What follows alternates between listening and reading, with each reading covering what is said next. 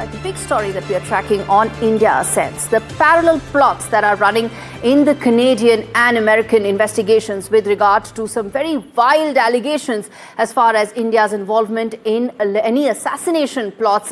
And that in fact speaks volumes about how mature countries deal with differences and address issues and also ensure that their sovereign interests are not compromised and are not hijacked by any political calculations. In the last 1 year, on your screens, in fact, let me tell you, that's the timeline of the two specific but very different cases, the Pannun case and the Nijjar case. The timeline tells you that the two plots may seem to be converging, but they are not. And the difference tells the story. And that's where the difference lies between how Canada and America is approaching its relationship with India. There you can see when it comes to Nijjar, there is a lot of Trudeau, but and in the case of Pannun, it is about Department of Justice ensuring that investigations go on. In Canada, there have been press conferences by the Prime Minister without giving any proof whatsoever.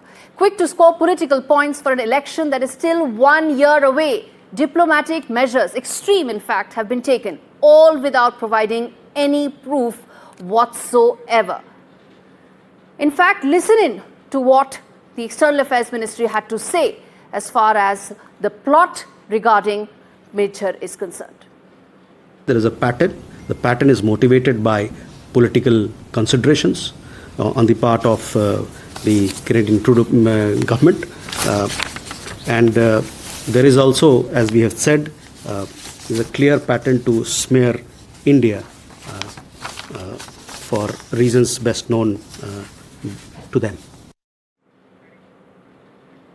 Now, in the case of an alleged assassination of Pannun, the USA, America and India are addressing the issue at the level of investigative agencies. No sound bites, no tamasha. American agencies have submitted what they feel is proof, and there's cooperation as far as the Indian agencies are concerned. In fact, in the US, election is just 3 weeks away.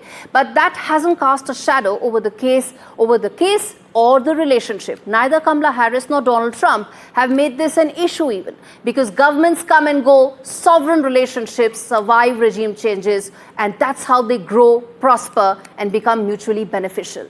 In fact, the US and India have signed a drone deal amidst all these probes. That's 34,000 crores and counting. That's because that's how governments work. Canadian handling of the case shows the diplomatic fallout is Trudeau's doing, because he may soon be out of power and the election may be almost a year away, but Trudeau may not survive it. But his government's actions will also decide how the sovereign relationship will continue from here on. But I feel that the rocky patch may not last long, and there are 3 reasons for that. 1, Trudeau's own people within the Liberal Party want him to go.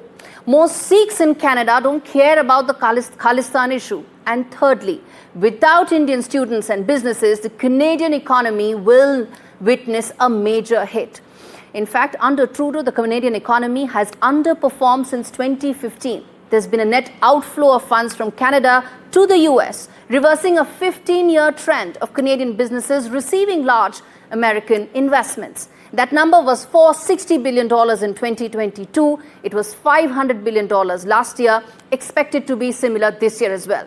Pandering to Sikh separatists will not save Trudeau from the wrath of the Canadian people. High inflation, record low productivity rates, housing crisis, highest corporate tax rates in the world are all his doing.